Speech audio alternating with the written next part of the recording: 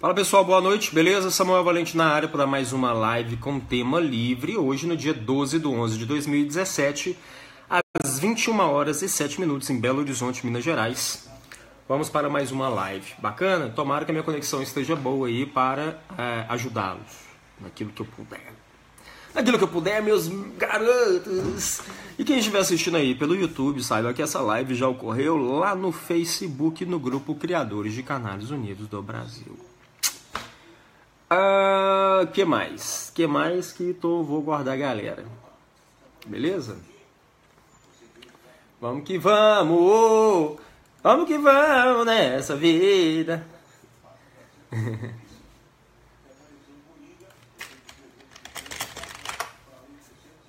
Aguardando a galera que tá adentrando a live.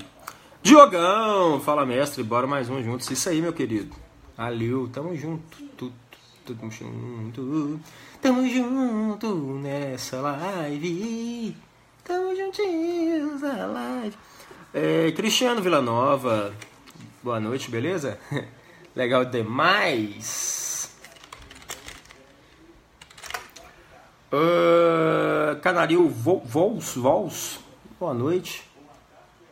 Qual que é a pronúncia aí? Canarinho Volse ou nada disso? Como que seria a pronúncia?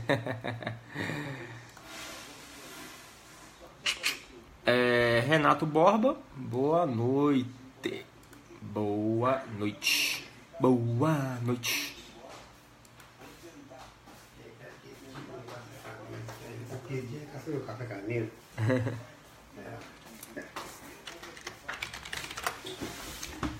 Volts,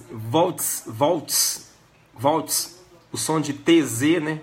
De TS, né? Volts, tipo volts, ou volts, ou watts. Ai. Osmar, boa noite, Osmar. Podendo se entregar para todo mundo. Se entrega. Quem? As moças. Que moças? Podendo se entregar para todo mundo. Já é. Aqui é um que cai na rede, mas tá bom. O Everton Antônio. Olá, Valentim, boa noite. Você sabe informar se aquela feira de exposição onde? BH? Esse ano não teve feira de exposição de canários em BH, se é isso que você está me indagando. William André, boa noite. Charles Silva, boa noite. Fala, meu grande professor. Boa noite. Matheus. Boa noite, parceiro. Os caras das dicas mais perfeitas. Cara, eu sou o cara das dicas úteis, né? Perfeitas eu não sei, mas ajuda em alguma coisinha, não ajuda? Cauã Victor. Para primeiro casal, qual canário devo escolher? Meu querido, eu fiz um vídeo específico sobre isso, tá, Cauã? Tem um vídeo chamado assim, Samuel Valentim, quais os canários mais recomendados aos iniciantes? Dá uma assistida depois da live, beleza? Aí eu falo sobre brancos, amarelos ou vermelhos, Gloucesters, Fife Fence. Heriberto Machado, boa noite. Tema é livre. Livre. Luiz Carlos, que isso, hein? Até Kelvin tá te patrocinando. Até Calvin Kleins. Ô, velho, essa camisa é boa que ela me deixa mais fortinho. Isso aí. Vou colocar Kelvin também nos meus vídeos. Pô, é mesmo, velho. Tem que tampar isso aqui. Eu tô fazendo publicidade a todo do negócio, pô. Nem precisa de mim, né? A Kelvin sem Valentim é Kelvin do mesmo jeito. Will Alves, boa noite. A cloaca. Tá rindo aí, pai? Croaca. Meu pai, croaca. Iago Fernando, boa noite, Valentim. Iago de Iguarapava, São Paulo. Abraço a todos vocês aí. Lúcio. Boa noite, Samuel. Me fala uma coisa para todos os membros. O que você acha de criadores que apenas usam o CCUB como uma vitrine de vendas, anúncio de clube e tal? Não dão ajuda em nada, apenas se beneficiam em suas aves. Ô, Lúcio, é interessante aí nós abordarmos isso, né? Em que pese não ser proibida as vendas e os anúncios também, mas é interessante que todos aqueles que são grandes, e eu publiquei sobre isso, né, que pudessem nos ajudar de forma mais incisiva, mais atuante, porque o CCUB recebe por dia em torno de 50 a 100 novos membros e a maioria é de iniciante. Então eu preciso que esses criadores experientes nos ajudem, porque eu não consigo. O Fabrício, a moderação, aí, o Lúcio, o Guilherme, os meninos aí, a gente não consegue atender a todos. Então, aqueles que são experientes puderem, façam isso. Não publiquem só o clube de vocês, só venda de passarinho de gaiola. Não. Ajude os iniciantes também. Pode publicar a venda de gaiola, de clube, mas, ao mesmo tempo, procure nos ajudar. A gente não quer ficar fazendo troca no CCUB. Pode anunciar isso, mas em troca responda aos iniciantes. Não. Nós queremos que seja de espontânea vontade, que saia do seu coração. Então você que é campeão, participa de concurso, tem anos e anos na canaricultura, nos ajude, tá bom? E não só utilize o CCUB como uma vitrine para aparecer, mas uma vitrine para que apareçam os seus conhecimentos. Se você é uma pessoa que quer aparecer, apareça ajudando, tá bom? Um abraço aí pro Lúcio Adão Silva de Azevedo. Maurício Lima, boa noite. Samuel Valentim, só acompanhando por aqui, um abraço. Valeu, meu querido. Fabrício Jeff Scott. Samuel, um casal no padrão da FOB Arlequim português pode tirar filhotes que venham a ter, digamos, 5% das características básicas de um arlequim? Ou podem nascer filhotes com grandes características de arlequim, porém uns de alto padrão para concurso e outros nem tanto, porém sem perder suas características? Entendi. Arlequim português, Fabrício, e aos demais que estão ouvindo. É uma raça que ainda não é tão difundida no Brasil, mas é muito admirada. Essa mescla de cor do arlequim, misturada com o fator vermelho, com branco giz, é muito interessante. Vejam bem, tem um manual de julgamento da FOB, não tenho aqui o de porte, porque o arlequim português pertence aos canários do grupo de porte. Ele é um canário que ele é pontuado também não só pela sua posição no puleiro, mas também pela sua cor. O arlequim português hoje ele é muito valorizado pela cor e pelas marcações de cores. Imagine um vermelho mosaico com penas melânicas, com penas escuras, mais ou menos por aí. Imagine um vermelho mosaico com penas melânicas e com um topetezinho triangular, parecendo um ferro de passar.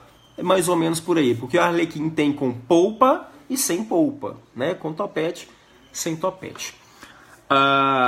Acontece o seguinte, essa mescla de cores pode resultar em muitos canários muito fora do padrão, né? Para você acertar um padrão de arlequim português, eu penso que não deva ser tão fácil. Eu não tenho tanta experiência com arlequim português. Já reproduzi, mas não saiu coisa padrão não. Saiu bem misturado, bem escuro, sem brancura giz, sem o padrão atual que se pede. Alguns passam arlequim português em vermelho mosaico, para que as marcações dos vermelhos mosaicos e a brancura do vermelho mosaico seja herdada pela prole. Agora, que tem muito criador vendendo pé duro e falando que é arlequim português, isso é aos montes. Então, muito cuidado.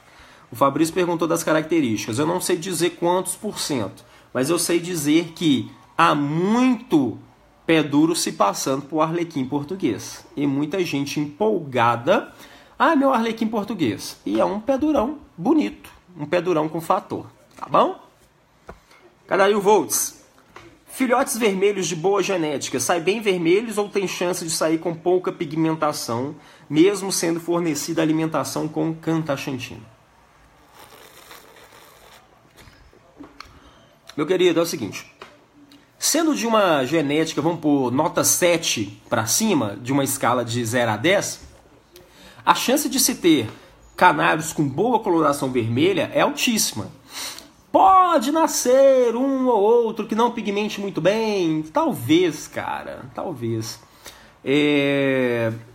Ou ele não pigmentou muito bem, ou o manejo do criador não foi muito legal, ou algum problema hepático nesse canário, que não faz com que ele absorva muito bem a cantaxantina. Então, se é um canário de boa genética, como você falou, eu estou pensando num canário nota 7, assim, né? E é muito difícil. Até canários medianos, nota 6, 5, 6, pigmentando bem o canarinho, ele vai ficar bem vermelhinho. Pode não ficar aquele vermelhinho espetacular para concurso, bem uniforme, com aquela uniformidade da cor em toda a plumagem. Mas ainda assim, com 10 gramas de cantaxantina, sem expor ao sol, numa farinhada que não tenha muito carotenoide, não dá couve, sementes, essas coisas, ajuda muito, auxilia bastante, tá bom? O que você vai falar, pai? Aquele ali é o Tiririca aí. Peraí, aquele ali é o Tiririca e a esposa dele. Aumenta de quem, por favor. Aquele ali é o Carlos Alberto com a esposa dele. Que legal, velho. Meu pai gosta de ver Silvio Santos, tá vendo o Tiririca e a esposa, e o Carlos Alberto e a esposa lá no programa do Silvio Santos. Doido demais. Tiririca fez parte da minha infância e adolescência, cara. Anos 90, né? Quem é você? Pedro Henrique, a fêmea pode tomar banho quando está chocando? Nossa, essa pergunta vocês me fazem pra caramba, né? Vamos pôr um ponto final nisso? É o seguinte, a regra é não colocar banheira quando o casal está casalando. A exceção é quando a fêmea começa a chocar e lá pelo 12º dia tiver menos de 40% no canaril de umidade e mais de 30 graus no canaril, é interessante para que o filhote depois consiga quebrar a casquinha do ovo, tá bom? Então, é uma pergunta que sempre faz. Então, depende, tá bom? A fêmea, quando tá chocando, pode tomar banho? Depende, tá bom? A esposa do Carlos Alberto é nutróloga? Pô, pedi ela umas receitas aí, ganhar umas massas. José Brito. Boa noite, professor. Boa noite, Fabrício. Samuel. Como no meio dos esportes existem esteroides anabolizantes para melhorar a performance do atleta, será que no futuro poderia aparecer algo a ser usado no canário para melhorar um pássaro de fator genético mais baixo, fazendo com que o seu organismo consiga, por exemplo, ter uma alta absorção de pigmentos, uma grande melhora na questão das penas, porte, canto? Cara, pergunta boa. Eu penso que tudo é possível, mas eu não vejo um futuro da canaricultura com esse tipo de medicamento ou de produtos. Até porque, quanto mais a gente está passando os anos, pior está ficando a criação, né? Menos filhotes a gente está tirando, mais mortalidade está acontecendo, mais doença cabulosinha aí estão aparecendo. Tá difícil. Quanto mais apura uma genética, mais difícil vão ficando as coisas. E ainda mais colocar produtos assim que possa modificar a genética de um canário, mais complexo ainda, né? Cauê Rodrigues, boa noite. Lucas, fala, mano, tudo na paz, na paz. Fabrício.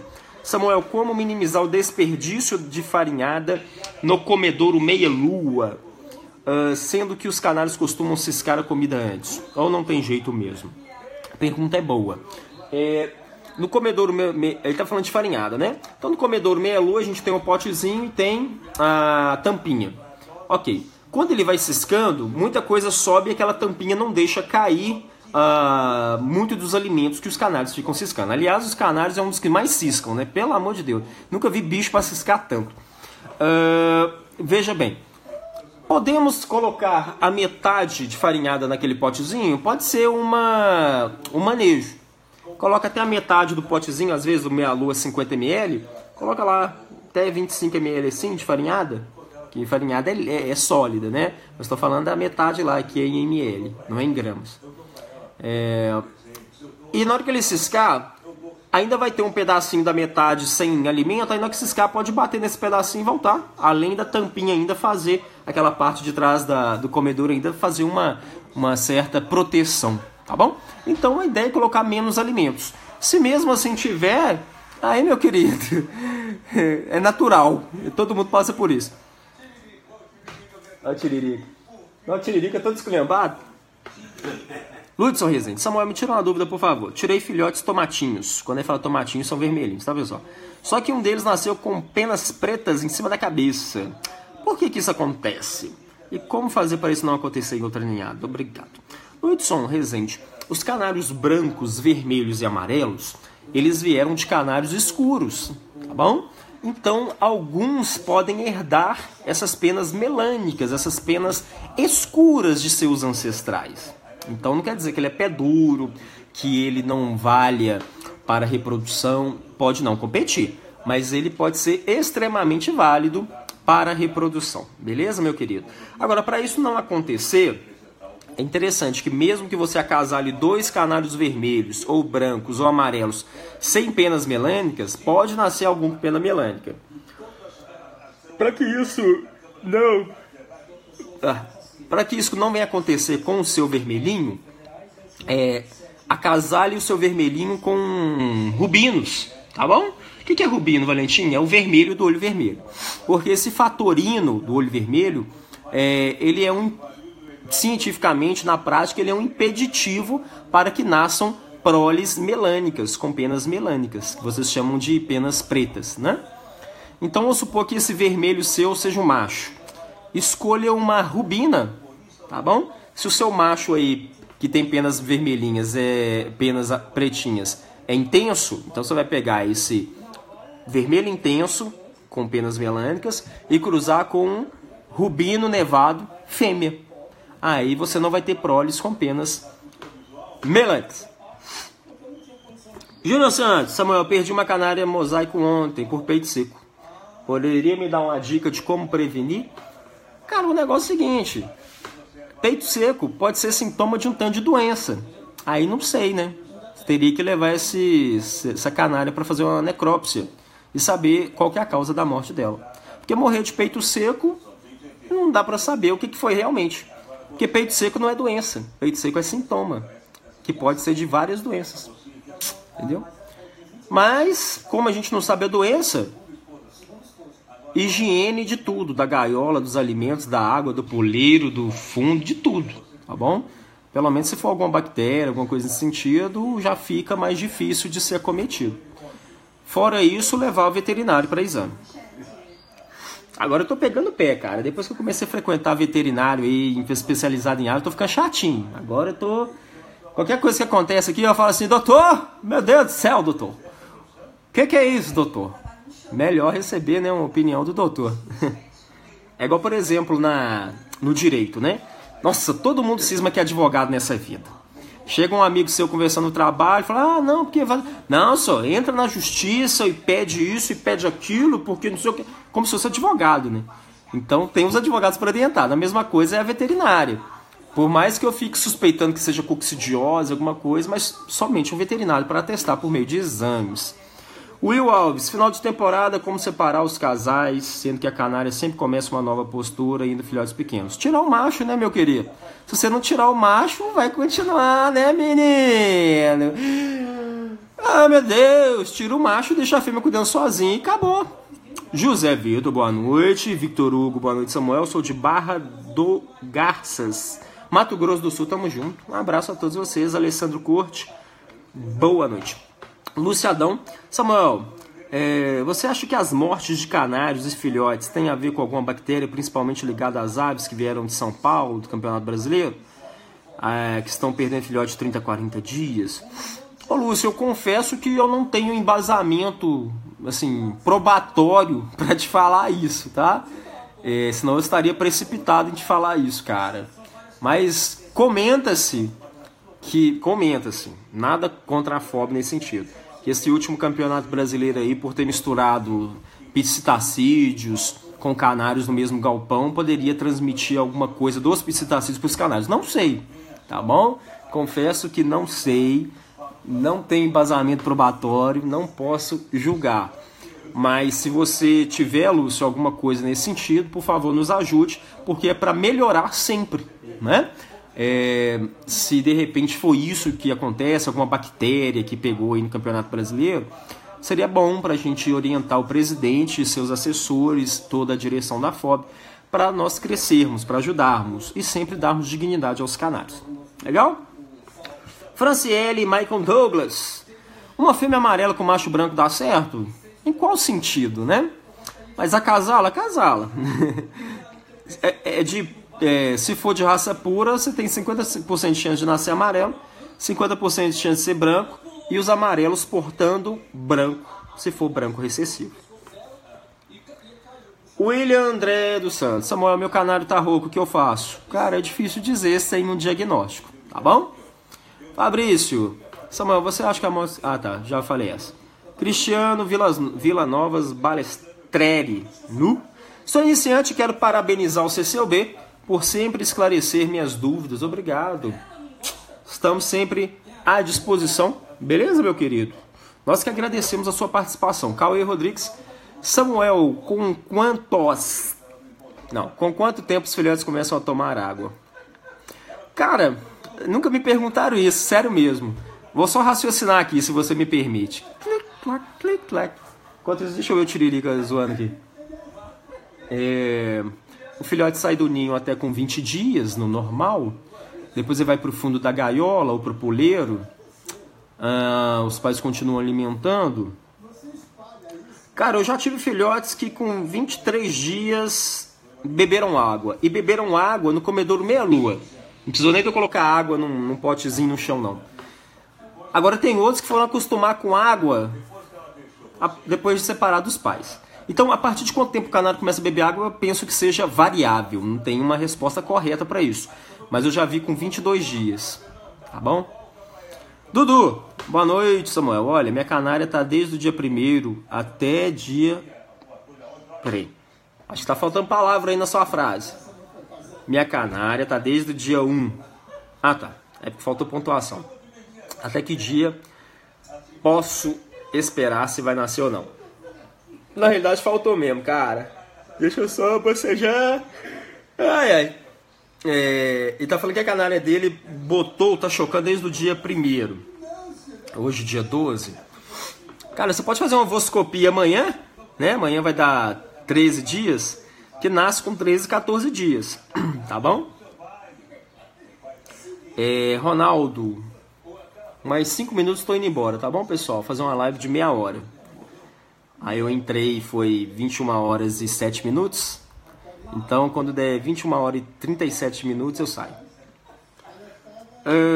Ronaldo, boa noite, Samuel. Observei que na minha criação nascem mais machos do que fêmeas. No geral, isso acontece mesmo ou foi meramente caso isolado? Cara, eu não sei te falar uma probabilidade de nascer mais machos, mais fêmeas. Alguns falam que fêmeas mais velhas dão mais machos, outros mais... Eu não sei se isso é científico, entendeu? Porque senão eu vou estar afirmando algo que não é científico. E quando a gente começa a amadurecer no conhecimento, a gente já começa a dar respostas que passam a ser mais embasadas na ciência. A prática também, claro, a prática. Então, mas, Valentim, por que nasce mais macho, mais fêmea? Eu não sei, não tenho uma resposta para isso ainda. Ou nunca terei, né? Eduardo Coelho. O Silvio Santos só tá trocando ideia com eles, né? Uhum. Achei que eles iam participar de uma brincadeira, mas ele é só zoeira. Eduardo Coelho. Boa noite, Samuel. Qual a temperatura ideal para os canários?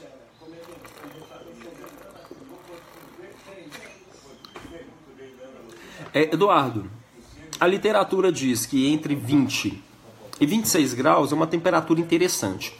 22 a 27 graus é uma temperatura ainda suportável.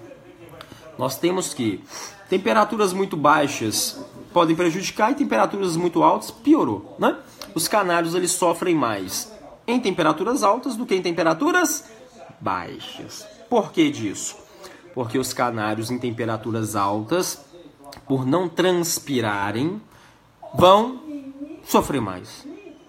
Tiririca falou assim, ô menino lindo! Tive que parar pra rir. E canários em temperaturas mais frias, pelo menos eles têm a plumagem para que possam se aquecer.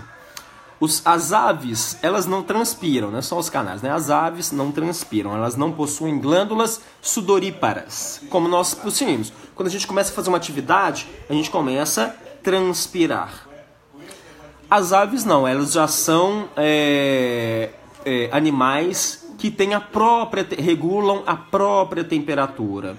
Elas têm uma temperatura própria. As aves, elas se adaptam a uma temperatura dependendo dos ambientes, tá bom? Então, tanto a ave no frio quanto no calor, ela mantém praticamente a mesma temperatura, né? Não igual nós seres humanos, que quando a gente está no muito frio, a gente sente aquele friozão. Meu Deus, as aves não, quando está no muito frio, ela faz um esforço para se aquecer.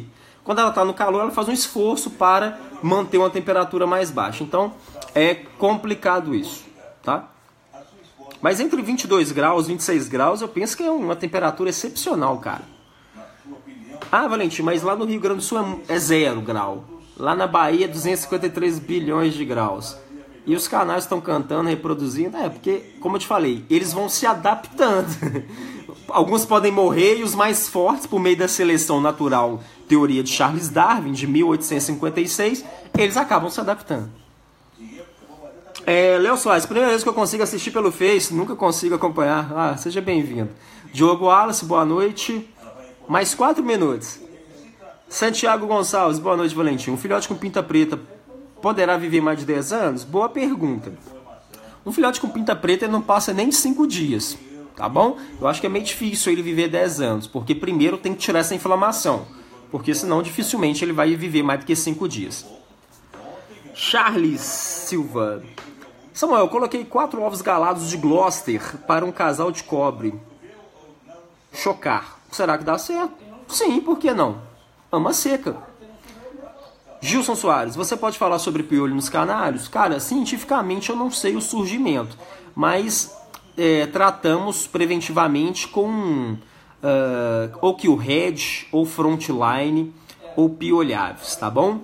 Lembrando o seguinte, que quando vocês utilizarem Killhead ou Frontline, tem que ser 2 aplicações.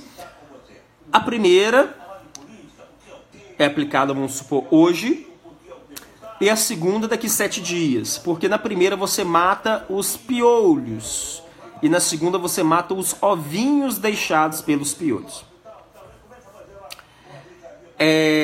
Igor Henrique, boa noite, Samuel. Eu coloquei farinhada Biospren para meus 2 canários SRDs e eles comeram de primeira. Eles gostaram muito, porque não param de comer. E qual a melhor maneira de armazenar farinhada? Que bom, cara. Legal demais. Não que a farinhada Biospren seja a melhor do mundo, tá, pessoal? Mas é porque eu uso, eu indico, eu sei o que eu tô falando, né? Antes que alguém fique aí falando merda, só porque eu sou patrocinado. Não tem nada a ver. Se eu sou patrocinado é porque eu escolhi um produto bom para ser patrocinado, né?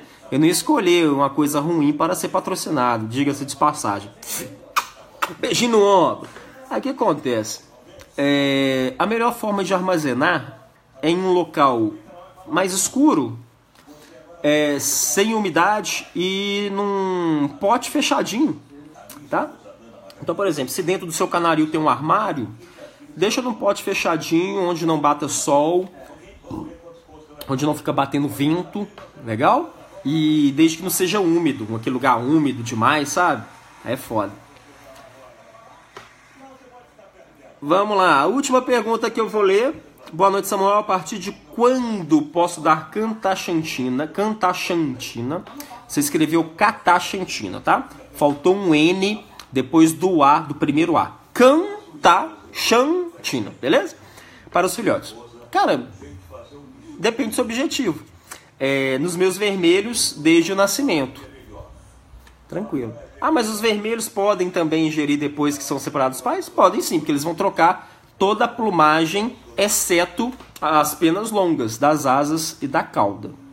Beleza? Pessoal, conforme prometido, 21 horas e 37 minutos, meia hora de live. Obrigado a todos que participaram. Não chorem. Não chores, não chores mais. As carinhas de raiva. Vou nessa porque eu também tenho uma vida aqui fora, depois dessa telinha, Jesus. Pessoal, muito obrigado. Beijo no coração. Deus abençoe. Obrigado a todos aí pela companhia. Farei mais lives durante a semana. Vou tentar fazer 2 lives nessa semana que entra, tá bom? Então vá anotando aí.